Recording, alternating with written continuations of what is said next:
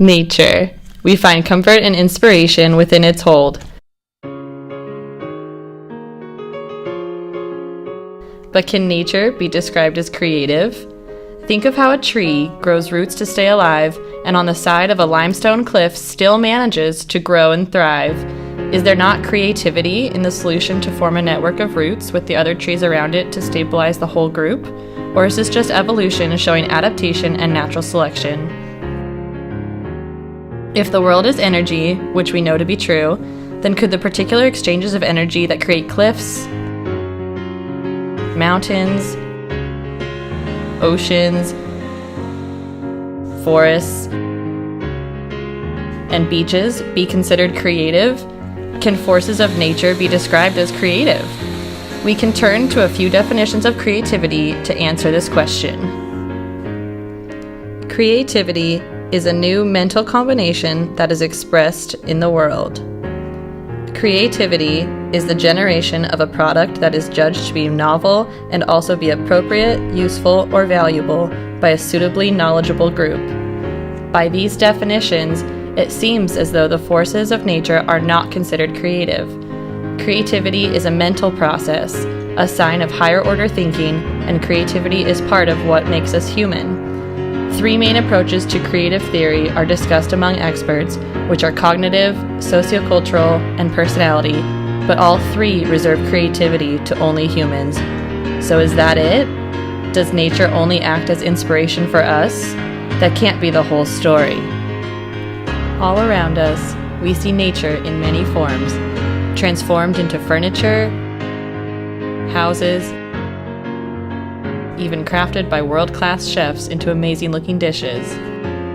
So nature gives us the materials, and then those creatives turn it into something else.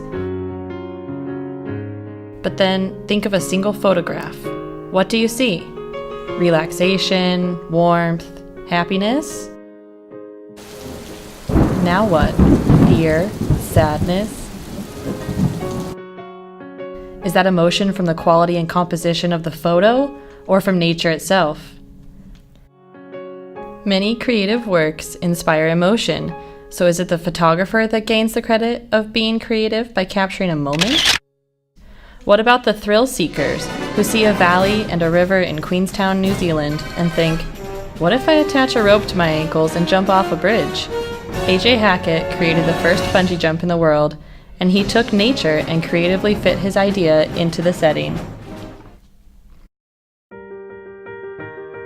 Many times, when the word creativity is said, it is associated with originality. But what counts as original? Look at patterns, design color combinations, symmetry, lighting, and reflections. All of these are seen as creative, yet all pulled directly from nature. Nature is not only inspiration and material for many creative people, but it is sometimes directly translated to be crafted into our everyday lives. Maybe the idea of creativity is too narrow, since much of evolution finds what we typically see as creativity in humans only as natural selection and adaptation. Does this mean that errors that are unplanned originally in a piece of art are then not considered to be creative? No one can deny the fantastic splendor and marvels that can be found in nature. Is our definition of creativity too limited and narrow?